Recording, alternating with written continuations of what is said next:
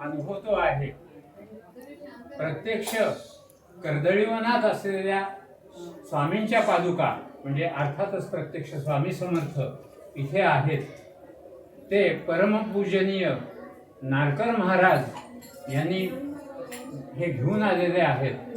आणि पहिले म्हणजे नारकर महाराजांबद्दल बोलायचं म्हणजे शारीरिक आणि मानसिक जी काही मरगळ सगळ्या भक्तांना आलेली असते ती एका क्षणामध्ये मंदिरात आली की कमी होते, नाहीशीच होते. कमी काय, नाहीशीच होते. अशा प्रकारे जे आहे ते अत्यंत तेजस्वी अशी विभूती इथे आपल्या मंदिरात येते आणि प्रत्यक्षात आपल्याला पादुकांचा लाभ मिळतो. आणि त्याहूनही जास्त म्हणजे जी काही 2 दिवस मी भजनं ऐकली, खरं तर काल मी औषधं देत होतो तरी मनाने इथे होतो, ते सांगितलेलंच आहे. आणि ही जी भजनं आजचं सुद्धा जे भजन ऐकलं ते अगदी सुरुवातीपासून ऐकलं तर प्रत्यक्षात खरं पाहिलं असता की अध्यात्म समजवण्याचं हे अगदी सहज साधन म्हणजे भजन. आणि या सहज साधनामधून हे जे भजन जे आहे त्याच्यातून मानसिक एकाग्रता जी होते ती फार मोठी. आणि त्याचं श्रेय कोणाला, मानसिक एकाग्रता जी भजनामध्ये होती ती आपल्या सगळ्या भजन मंडळींना. अर्थात निस्वार्थ भजनी मंडळ बहुधा 8 महिने ते वर्षापूर्वी स्थापन झाले. आणि तेव्हापासून आत्तापर्यंतची वाटचाल त्यांची जी आहे तो एक फार मोठा दैवी चमत्कार असा मी समजतो.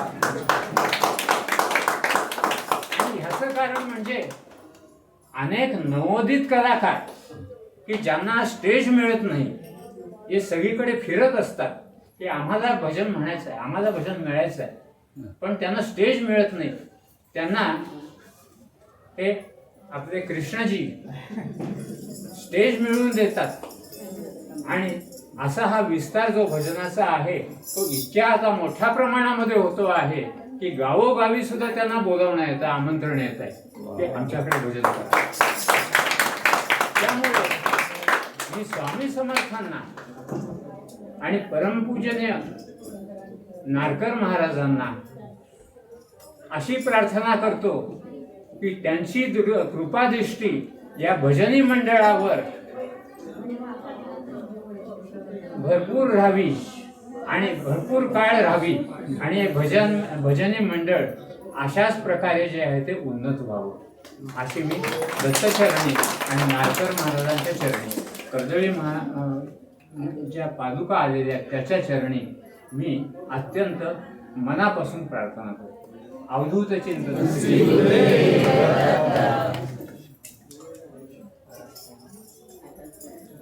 श्री स्वामी समर्थ. जय जय स्वामी समर्थ. आपण हा सगळा आनंदाचा सोहळा प्रत्यक्षात अनुभवतोय, कारण प्रत्यक्ष आणि अप्रत्यक्ष याच्यात फरक आहे.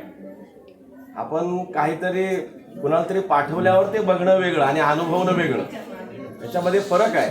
आणि म्हणून हा काकांनी सांगितल्याप्रमाणे 2 दिवसाचा सोहळा आपण प्रत्यक्षामध्ये स्वामींच्या सोबत अनुभवतोय आणि त्याची प्रचिती घेतोय, हे सगळ्यात महत्वाचं. आणि खरोखरच आमचे कृष्णादादा आणि त्यांचे सगळे सहकारी भजन खूप सुंदर झालं.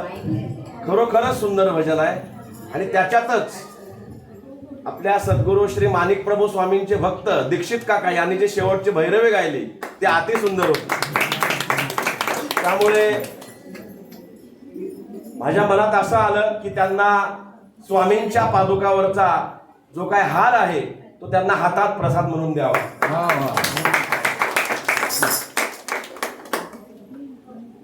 तर आपले आदरणीय वाकनीस काका त्यांना तो हार देतील स्वामींचा हातात.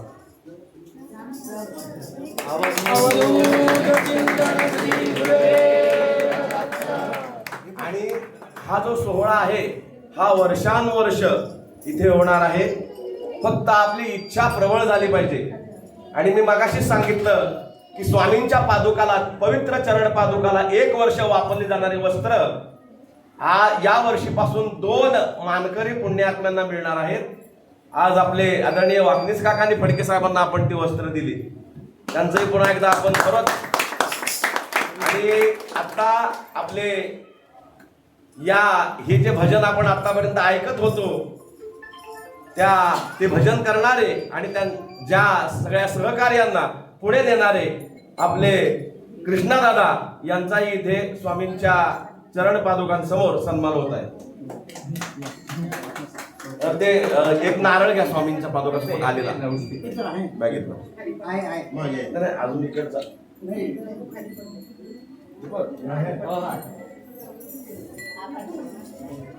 तसं बघायला गेलं तर सन्मान हा सगळ्यांचाच, कारण स्वामींच्या पवित्र चरण पादुकाचं दर्शन होणं हाच मोठा सगळ्यांना मान आहे आपल्याला.